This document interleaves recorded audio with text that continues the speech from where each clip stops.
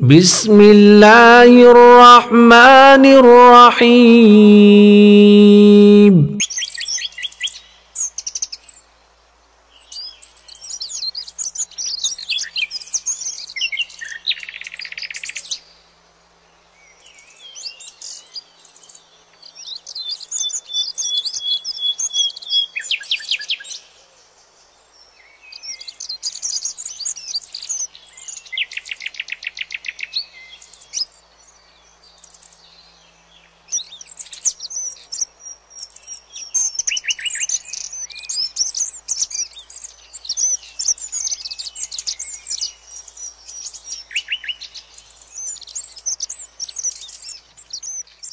Là, on parle des livres de référence pour les gens de la Sunna. Il faut apprendre, et akhawat, il faut apprendre, il faut connaître ces livres-là, et il faut essayer d'étudier ces livres-là un jour ou l'autre. Hein?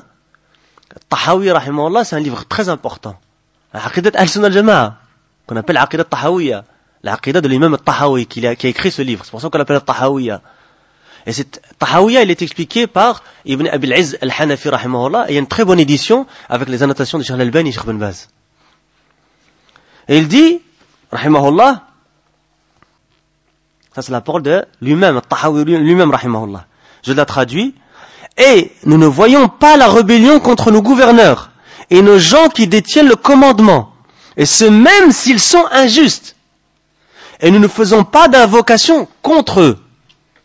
Et nous n'arrêtons pas de leur obéir. Et nous voyons que leur obéir, c'est obéir à Allah. Et ce, de manière obligatoire. C'est prescrit, faridatan. Tant qu'il ne commande pas de faire un péché, et c'est ça la condition. Et nous demandons à Allah qu'il soit vertueux et en bonne santé. Ceci est la parole de celui qui a écrit la Tahawiyya. Et son explicateur a rapporté les preuves. Qui est qui l'explicateur, comme j'ai dit? Ibn Abi al-Izz al-Hanafi al-Dimashqi. Retenez les noms, ya ikhwa. Donc qu'est-ce que nous dit Ibn Abi al-Izz al-Hanafi, rahimahullah, en explication de ce passage de l'imam al-Tahawi, rahimahullah? Tandis qu'au fait de leur obéir, et ce même s'ils sont injustes, c'est parce qu'il y a dans le fait de ne plus leur obéir des maux, pluriel de mal, beaucoup plus nombreux que ceux causés par leur oppression. Mais de plus, il y a dans le fait d'être patient quant à leur oppression, une purification des péchés et une multiplication des récompenses, car Allah ne nous les a envoyés qu'à cause de la corruption de nos propres actes. Et la récompense est du type de l'action. Nous nous devons donc de faire des efforts et de demander pardon et de nous repentir et de réformer nos actions. La traduction du sens de la parole d'Allah dit: tout malheur qui vous est atteint est dû à ce que vos mains ont acquis, et il pardonne beaucoup. Et c'est la traduction du sens de Surat al-Shura, verset 30.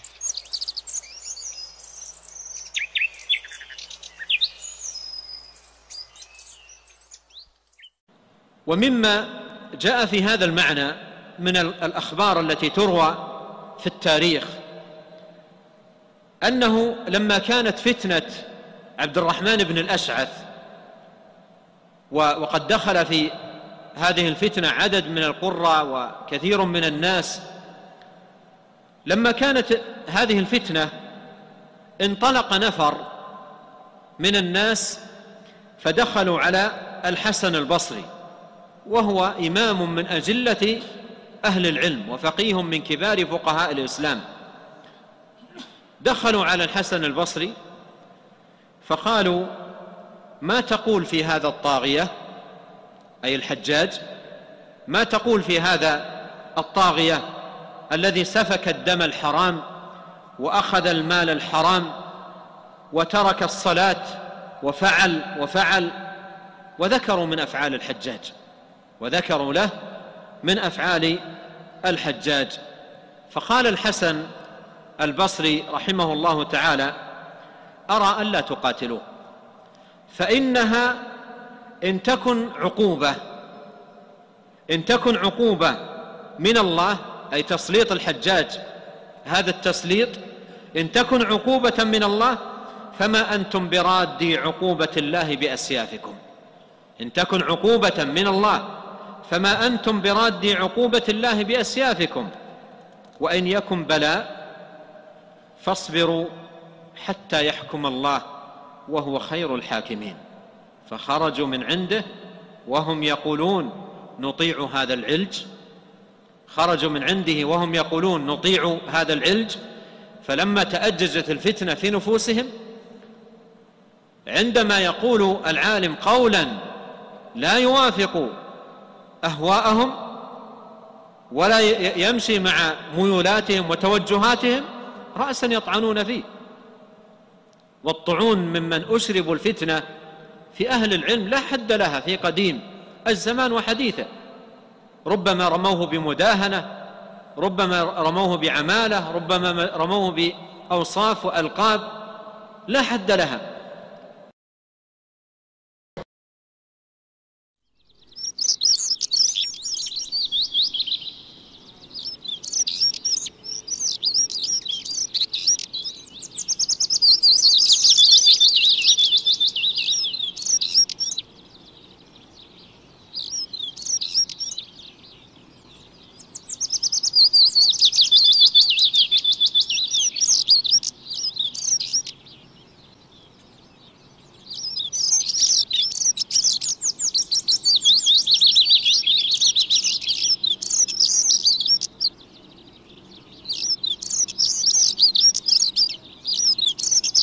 ولهذا جاء في سيرة الإمام أحمد رحمه الله تعالى أن نفرا من علماء بغداد جاءوا إليه رحمه الله في بيته،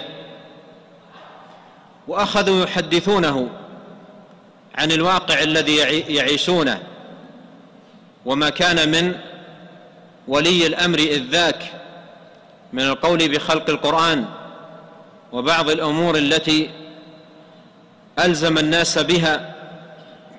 فكانوا يستأذنون الإمام أحمد رحمه الله ويعرضون عليه نزع اليد من الطاعة، ويعرضون عليه الخروج على ولي الأمر، ويقولون فعل وفعل وفعل، يذكرون له أمورا. فناظرهم رحمه الله ساعة بالأحاديث والآثار، وأخذ يسوق لهم من الحجج والآثار ما يبين لهم خطأ الأمر الذي هم عليه. وكان مما قال، وهو الذي يعنينا في موضوعنا، قال: انظروا في عاقبة أمركم ولا تعجلوا.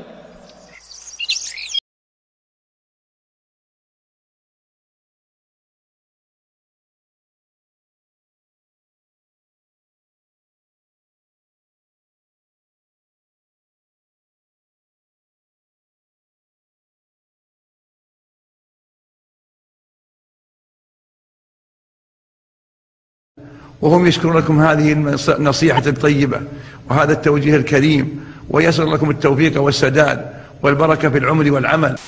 نسأل الله تعالى أن يعينهم على حسن الرعاية، وأن يصلح لهم البطانة، وأن يوفقهم لما فيه خير الدنيا والآخرة، إنه على كل شيء قدير. هل من السنة الدعاء للأئمة جهارا، وهل ثبت ذلك عن أحد من السلف؟ نعم، قد سمعت الفضيل بن عياض الآن اللي قرأناها الآن، قال: لا علمت ساعة صالح على صلح الاستقامة، لأن إذا صلح السلطان صلح البلاد والعباد. هذا مثل الفضيل بن عياض. نعم.